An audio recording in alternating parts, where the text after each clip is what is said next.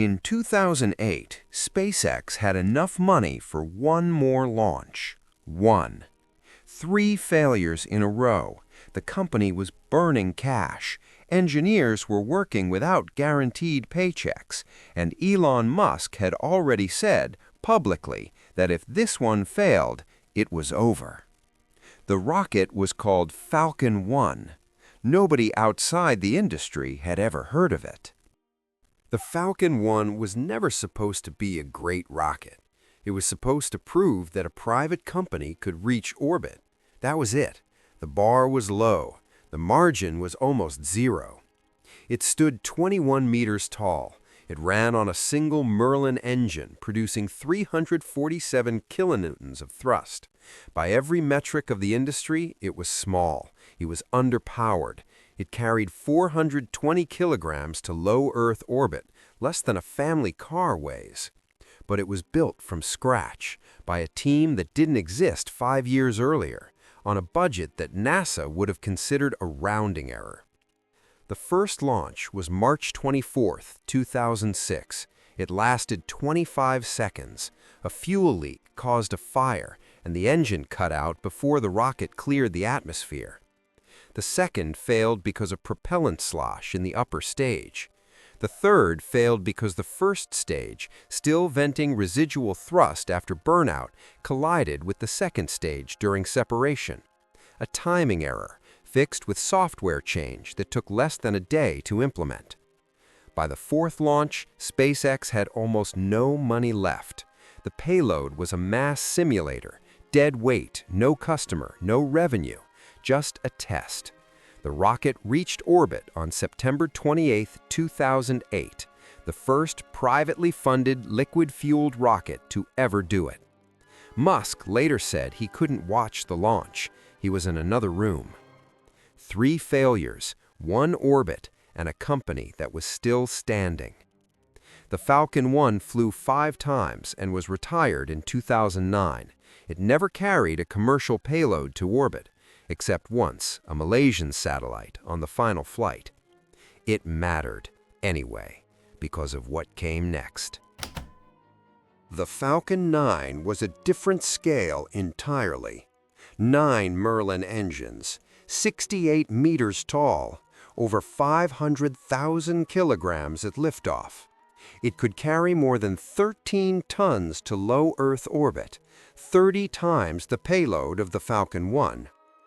The V1.0 first flew in June 2010. It was expendable. Use it once, throw it away. That was the industry standard. That was how every rocket on Earth worked. But SpaceX was already thinking about something else. The first stage, the expensive part, the engines, the tanks, the structure, represented roughly 70% of the total cost of the rocket. And every single time it flew, it fell into the ocean and sank. Musk called it insane. His comparison was simple.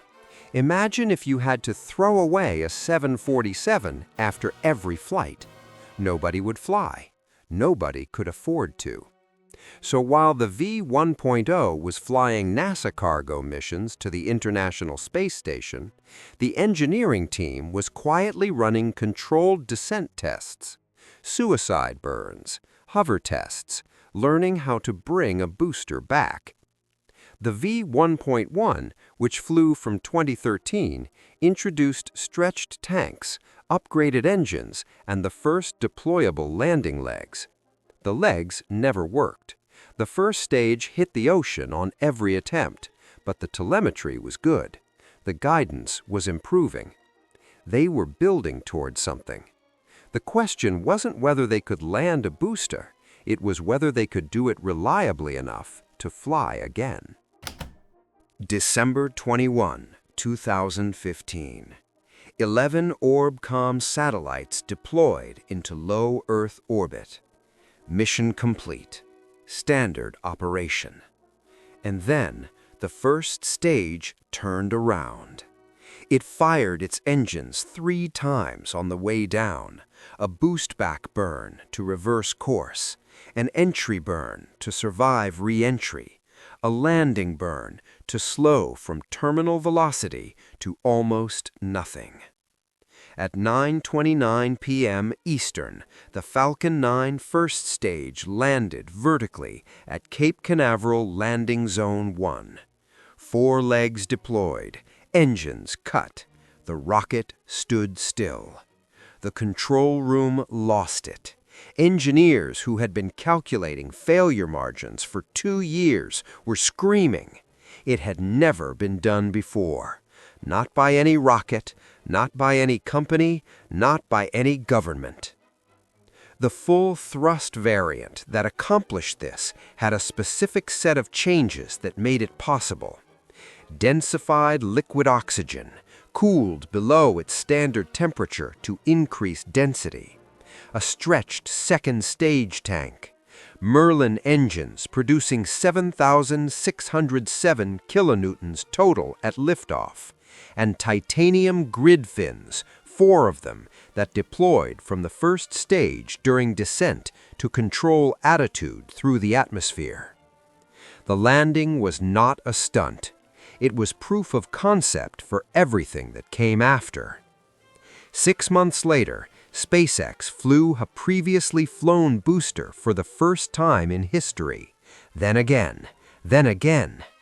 The rocket that aerospace engineers said couldn't be reused was flying 10, 15, 20 times on the same hardware. The Block 5 was the version built to last. It flew for the first time in May 2018 and became the workhorse that SpaceX still operates today. Everything before it was a step toward this. The Merlin engines were uprated again. The grid fins were replaced with larger cast titanium units, a single piece of metal machined to shape, capable of surviving re-entry indefinitely. The black thermal protection coating on the interstage became standard. The landing legs were redesigned for faster turnaround. The goal Musk set was audacious: 10 flights per booster with nothing more than inspections in between. 100 flights with refurbishment. By 2026, individual Block 5 boosters have flown more than 30 times. The success rate sits at 99.5% across more than 628 missions. To put that in context, in the entire history of American spaceflight before SpaceX, the United States launched roughly 1,400 orbital rockets over 6 decades. SpaceX is now launching more than 150 times per year, most of them on hardware that has already flown. The Block 5 also carries the Crew Dragon capsule, the vehicle that returned American astronauts to orbit from American soil in 2020 after 9 years of buying seats on Russian Soyuz rockets at $90 million each.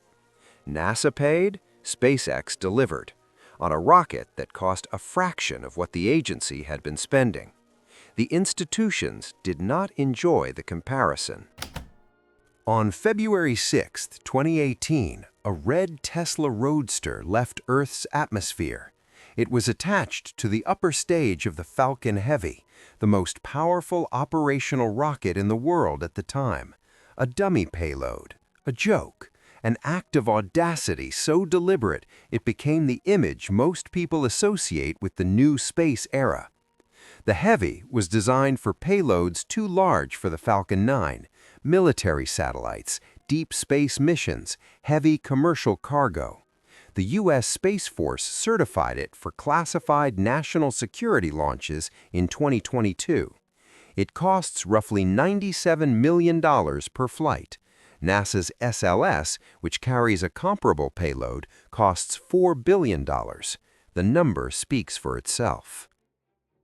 The first time Starship launched, it destroyed its own launch pad.